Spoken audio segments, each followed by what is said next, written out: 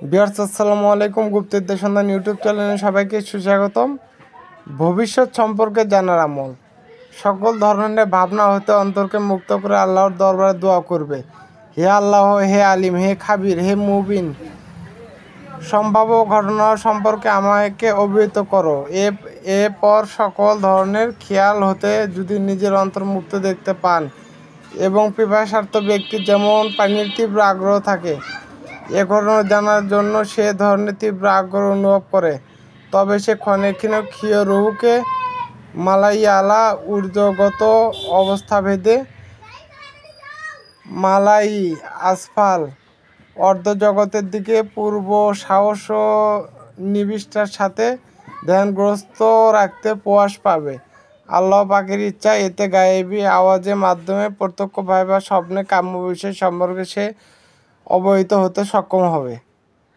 এগুলো পরীক্ষিত বিদ্যা। তো হে আল্লাহ, হে আলিম, হে খাবির, হে মুবিন। তো ভিউয়ার্স সবাই ভালো থাকবেন, সুস্থ থাকবেন। আসসালামু আলাইকুম।